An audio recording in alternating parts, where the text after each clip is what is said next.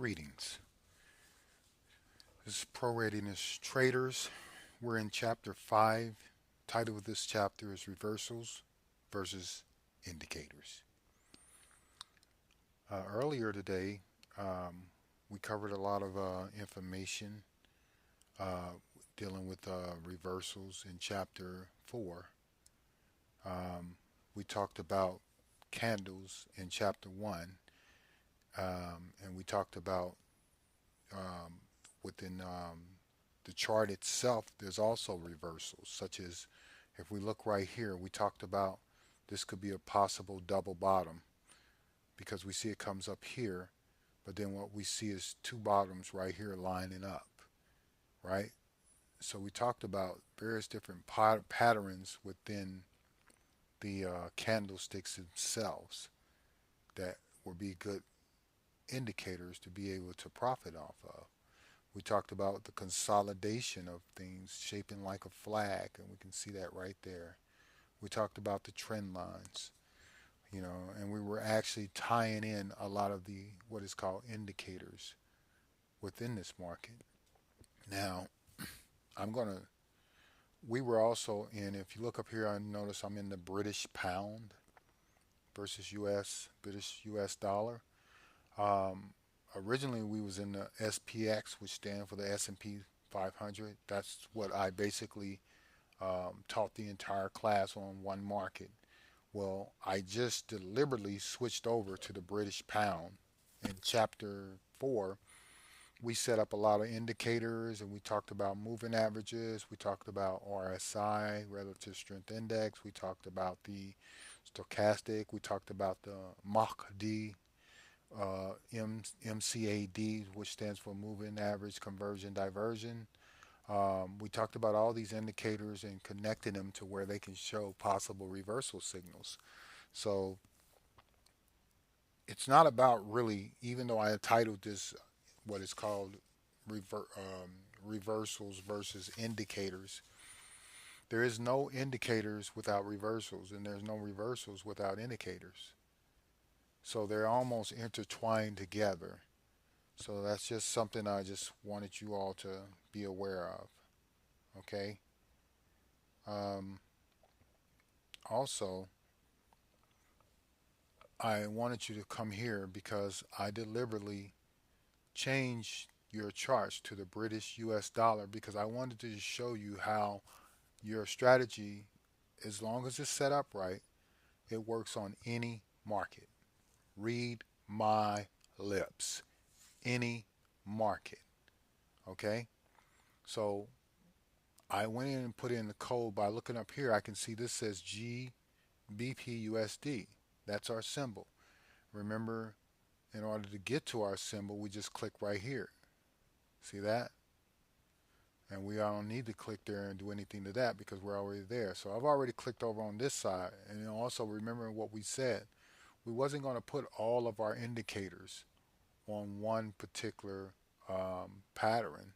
And as we knew that we got these lines right here from the swing, retrace, and retest, which gave us an idea of possible reversals, support and resistance. Okay, and we know we was going to keep the volume, which is down here, to show the amount of people that's making exchange within this market. We were going to keep that as well. Okay, but we didn't want to clog and clutter up our screen, right? And I'm going to talk about a little bit this in a minute. But we didn't want to clog up our screen, so what did we do? We decided to put our indicators on another one. And we talked about the amount of markets that can get on one particular screen once you subscribe. You can start off with $29 and get at least 4 markets on one window. And you can open up multiple windows, that would give you 8. You can actually open up 4 of these windows on one screen, one big screen, and then put 4 markets in each one of them, get 12 markets, however you want to do it. Or you can go ahead and buy the whole 8-part package. That way you get 2 windows on one market or one window on one screen and have really a nice, good window to be able to look at a wide range of your candles chart this, which is this part right here. So we go right here to the ticker symbol, right? And we're going to put this symbol search so we can pull up the British US dollar. Now this symbol right here, this is called Oanda, and I have just opened up this account.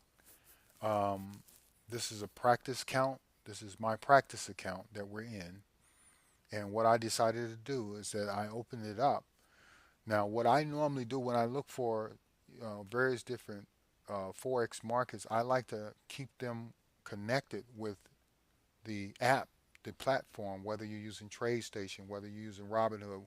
Well, believe it or not, various different company brokers are connected to TradingView, and you can actually connect TradingView to Oanda, and this way you wouldn't have to open up the app from here. You could actually come here and make your buy and sell. But what did I tell you in chapter maybe one, two, three, four? Maybe I said it in five. I said that I don't do that because I don't like to connect my charts with when I make actual order entries, when I'm actually placing a trade and expecting that money to go to my bank. I like to keep them separate. So this way the broker doesn't have access to looking at my chart. Whether he does, whether he don't, I don't know. I don't take a chance. So we'll come over here, right? And we're going to put in GBP. And you probably already see it pop up, USD. There we go. So when we scroll down here, we see GDP USD, and we see it's Oanda and it's forex. So that's the one we're going to use, which is going to be the same market that is actually in forex. Let's see. Um, as of today, today is Sunday. So, we know the market is actually not open, but we can put in an order. It is possible. See, it says weekends and closed markets, hiding enabled, no data. Um, okay, so we'll open this up and get these markets going in our next lesson. But right now, I just wanted to show you, and then in the next lesson, we'll see how the chart is going to be the same as this. And that's good because I've been in situations where I've been trading and I open up another broker and use their brokerage, and then I'm on my own charts and I'm using a different company, and sometimes the candles are not the same because it's a different brokerage company. So that's important to know. And remember, we're dealing with the micro, e-mini. That's why we're being able to trade low amounts of money. So, and then brokers wants to get people with low amounts of money so they can try to take your money. So that's why they allow you to trade in markets that, normally would cost a lot amount, especially futures. To hold one S&P, remember it costs almost $12,000. And in our last chapter, I will go into showing you exactly what that looks like in terms of being able to know you know, the amount that is going to be charged, commission fees, and the amount that's going to be charged when you're in the market overnight and how that works. We'll do all that later. Just work with me, okay? Okay, so we have our indicators, right? And now we have what is called our chart, right? We know that we can take the chart itself and search for patterns in the market. We talked about that, right? And we look for setups at our lowest low, right? We're looking for it at our lowest low. So let's just go back to where we first remember in chapter 4 we set up these Fibonacci numbers and we was using the rule of the lowest low. Remember, we started from here, which is the lowest low, and we came all the way up here to create the Fibonacci numbers to put, and we were only using, I believe it was the 236, the 382, the 5, and the 681. We wasn't using this one. Now, we'll say this for the record, and this is something that I need to mention to you. This is also something I did, and I'm going to try to take it off auto, is that when I did this Fibonacci originally, right, I did not put it the right way. So I reversed the Fibonacci to show you the extensions. See that? These are called extensions. So even though we're only focused right here, you know, if it was a situation where the market did go up and you can see it starting to go up right here, and if you look right there, that's still part of this extension. That extension could possibly be still in effect, right? And so, and we look at this extension and we see it just staying with this grid, it actually lines up with this one. How about that? Look at that. See that? So this is another possible, remember, and the market hasn't even came up here yet. Actually, the market is starting to go back down. See? But had it continued to go, and without having no information, this could have been a possible reversal right here as well. Okay? So let's just go back to the beginning where we talked about how we did the highest highs and the lower lows, right? And then we talked about predicting pullbacks, right? So predicting pullbacks. And it's beautiful now that we're looking at this chart. We're looking at our chart now. We're looking at the Fibonacci setups. We're looking at our lines, our horizontal ray lines for possible support and resistance and reversal signals, right? Now we talked about pullback, right? And we talked about the swing. Sing it with me. Remember that song we had? Swing, retrace, retest, right? Here's a retrace, here's a retest, here's a retrace, and here's a swing up, retest, right? So these retraces, you can consider them pullbacks, huh? Look at that, now you're with me, you follow me? Here's the swing. We predicted the market is going to go up, right? Now, we may think, okay, well, the market, is it turning? And if it is going to turn, we may feel like it would have continued right here, but however, the market broke right here. See that green where it went up and then it came, now it broke. At this point, we could have gotten in the market right here, right?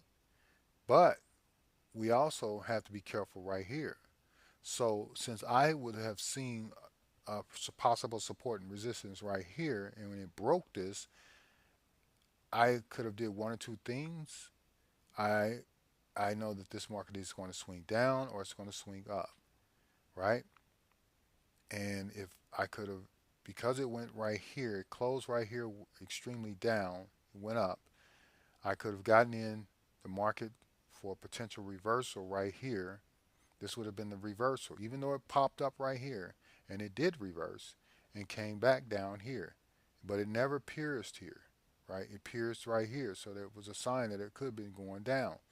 And I would have said use this line to be my exit, right?